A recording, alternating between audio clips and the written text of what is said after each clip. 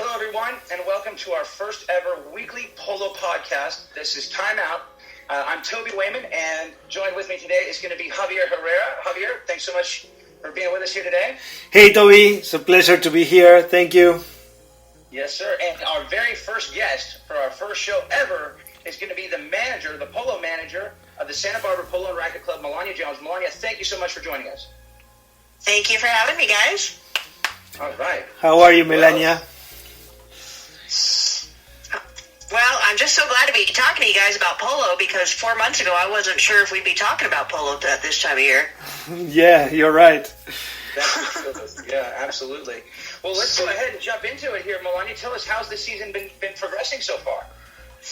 You know, every day I wake up and I cannot believe how well things are going because if you had told me back in March when the world seemed to be ending that we'd have 8 teams going to play the Silver Cup and the America's Cup and the PCO, I would have thought you were dreaming. But we just finished our first couple weeks of the high goal season and of our Rincon League A goal, and it was fantastic. Like I said, we have 8 teams that are committed all the way through the season, which is amazing for us. Usually we max out at 6, but we made some special accommodations this year to accommodate everyone. And those are the teams competing in our 16-goal season. And then alongside that, we also have 6 more teams that are playing in our Rincon League 8 goal. So the club is stuffed to the gills. I have horses everywhere in every available barn. I think there's one that lives on the lawn somewhere that I haven't quite tracked down yet. But it's great to have so much activity. Well, that's so awesome to hear, too, because, you know, just like you said, you know, a few months ago, we weren't sure what was going to happen really across the world when it comes to polo. I mean, isn't that right, Javier? You know, when we were doing things for Global Polo, we were doing interviews with the head of the associations, and nobody really knew what was happening. Yeah, absolutely. We have no idea what was going on. Nobody did. They were sure if the season was going to play or not. But thank God, hopefully everything is moving forward. A little bit different. Yeah. What will say are the changes or the difference from this year, from last year, Melania, in Santa Barbara? Well, obviously, one of the big changes is we've had to take a lot of measures to maintain safeguards because of the coronavirus. You know, and we were kind of hoping by this point that things would have settled down enough we could start allowing outside spectators back, but at this point we've realized that's not going to happen for this season. So when we play our matches, we're just playing in front of members and people who are directly related to the club or directly related to the teams. Which has been a bit of a hit for the food and beverage side of our club because obviously we have a great grandstand operation and events operation, and unfortunately we just kind of had to put that all on hold for this time of year. You know, and we do have a testing regiment for the players and the grooms and the incoming teams, and I tell everyone every day, I said, you know, it's really important to remember this is day by day, and it's going good right now, but you know, you guys all have to work together to make sure that the club stays a safe environment for everyone. So that's probably been one of the big things, but I'm really glad that we're going to have the live stream starting with the Silver Cup because we've had some awesome polo. Like the games the first 2 weeks were fantastic, and I think that it's only going to get better because everyone's so excited to have the Silver Cup back. We haven't had the Silver Cup in a couple years, and it's such an important tournament. I think it's going to be super, super competitive this week. And it's good that you have like 8 teams playing the 3 tournaments all together. It's like a little circuit, you know, of the Pacific Coast area. Yes. So, it's like our own little triple crown, and then we're actually kind of squeezing in an extra tournament because with 8 teams in the Silver Cup, I talked to all my teams and I said, look, we still have the America's Cup because we were awarded the America's Cup originally for a multi-year tournament, and then we've got the Silver Cup kind of unexpectedly. I wasn't sure if we'd be able to play it, but what we're going to do for the Silver Cup is we're going to play bracket play for 2 weeks, play cross bracket, so everyone gets 4 games in a cross bracket format, and then the best 4 teams out of all 8 are going to advance to the Silver Cup semifinals, and the lower 4 teams are going to go play the America's Cup semifinals. So in a way, I have 8 teams in both. We got those last 2 teams kind of last second because the Santa Clara team committed like 3 weeks before the season started, but it's made it possible to have a super nice format for this tournament. Yeah, that's one of the cases. I talked to the guys in Santa Clara, and they weren't sure because of all this, situation, and they really wanted to go to play in Santa Barbara, but with all this situation, they weren't sure, and they finally made it. So that shows that. Yeah. Yeah. That's true. I've heard that they had problems. They were looking for an 8-goal player, and I guess they were able to come up with. Is it Santi Tocalino? Yeah, Santi. Santi Tocalino. Yeah, there you go. Yeah, is a fantastic 8-goal player, and it's amazing because couple years, the Polo here has gone through an evolution. We used to play 20 goal, then we dropped to 16 goal, and when the economy tanked, we only had a couple teams. Now we're back to having 8 teams, and for the first year ever, we have a couple of 8-goal players playing the whole season with Santi Tocalino, and who plays for Santa Clara, and Alfredo Begatti, who's playing for the Antelope Polo team. And you have a lot of players that play the gauntlet here in Palm Beach that they are playing there, like those two, Jeff Hall, the Obregon, Matt Coppola. Yes.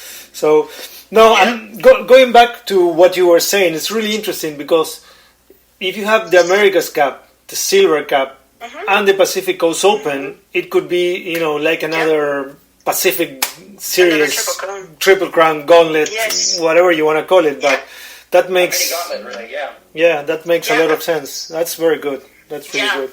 Yeah, and we just finished the Skeen Memorial Trophy, which is named after Hurricane Bob Skeen, who was a really neat guy. He was a prisoner of war back in World War II and really instrumental in founding the club. And that was won by Henry Walker and the FNB2 team.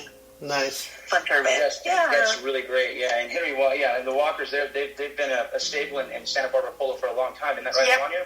Yep, founding trustees. Their dad, Kenny Walker, is one of the 3 original trustees of this incarnation of the club. That's amazing. Nice. That's really cool to hear.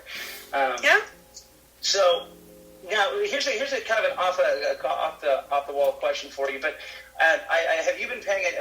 I'm sure you probably have been seeing what they've been doing over in England with their rule changes that they have there. I personally, I'm kind of happy that we don't have to go by some of those things that they're doing over in England. I mean, what's your thought on that, Melania? I'll be honest, I haven't watched a single moment of it because we play polo 5 days a week between the 16 goal and the 8 goal, and I go to all those games. So my attention span is full with our own polo. But I do feel the USK approached us about a couple different variances at the start of the season, like, for example, the fair play throw-in variants. And some years people have an appetite for change. This year, it seemed like they did not have an appetite for change. I think maybe there's so much else going on in the world that they're like, you know what, we've tinkered with these things a lot. We kind of want to just have some stability for this year. Yeah, and that's true. And a year where stability is really the last thing that anybody can expect. Yeah, exactly. What we can control, let's control. That makes total sense. Yeah. That's a good point. Yeah, they're like, we don't want to have another meeting. We'd really rather just go to the beach and play polo and play what we know right now. Oh, that's so cool. Talking about the beach, how are the waves? Because I'm going to be there next week and I want to go surfing. They tell me the waves have been small, but let me tell you, it's a beautiful, beautiful day right now. I went hiking. I told Toby we had to schedule this around my hike this morning because it's Monday, right? So not in the office. And it's a little foggy in the morning. Sun comes out. I guarantee you, everyone at the polo club's down on the beach right now, working on their tans. Nice. Oh, for sure. I was talking to my guys that are going there to film, and they were asking, what do we do if it rains? And I say, no, it never rains there. Don't worry. Yeah, that's not a problem. You don't have to worry about that weather in Santa Barbara, for sure. Well, Javier, tell us a little bit about the live streams that we've got coming up. Okay, this week... Super excited about that. Yeah, this week we're coming back with the live streams in Global Polo. We're starting tomorrow, tomorrow Tuesday, with the U.S. Arena Handicap that is going to be in Aspen. They have 4 teams there, so it should be a really good tournament. Then, of course, the Silver Cup on Friday and Sunday. And we also have the final of the Warwickshire Cup in England at Cirencester Polo Club. That's also another 22-goal tournament, which is going to be really interesting. And then during the week, probably we're going to have the French Gold Cup from Deauville, and also the Queen's Cup starting in England. So we're going to have some news about that. So the live stream season is coming back again. The live stream's going to be very popular right now because there's nothing else to watch on TV. Exactly. It's funny that you say that, Melanie, because we were doing a test for our radio show here. We talked about it. One of the things that I thought about was the fact that, if we have to have, something like this coronavirus happen, we're very fortunate that, it happens at a time where we have the technology to still be able to broadcast and bring polo to people that love it. And so even though you can't be there field side, at least you can tune in and watch the live stream. And actually, sometimes it's almost better because you get the drone and the replay and all that. So we're very fortunate to be able to do that. Absolutely. Like my members, all my social members, and the people who aren't directly associated with the teams are thrilled that the live stream's happening because they haven't been able to come and watch. Nice. And so we told them, we said they're going to get their polo fix now because it'll be up on the live stream. Yeah. This is, for everybody that cannot go to the field, it's a great opportunity. The live stream is a great thing that, in the past was really difficult to have it. So, and now also with the platform and the apps, you can watch it from your house on the TV. You don't necessarily have to watch it on a computer. You can watch it from your phone, the TV, anywhere. Yeah. So. I see the guys here a lot in the morning when they're doing their walk sets around the track, and if there's a good game on in England, they're all watching it on their phones on the track. Yes. That's very cool. Yeah. All right. Well. Yeah. Okay, guys. That's great. So, I think Melania, is there anything else that you'd like to share with us right now, or did we touch base on everything? I think we touched base on a lot of things. The only other thing I might want to comment on is that this has been a big year for me as a manager because there's two teams here that are with Grant Palmer and Sarah Magnus, that they are people that started with us about 5 years ago and came up through the ranks, and now they're playing 6. We lost Melania. Yeah. Did we lose her? Oh, man.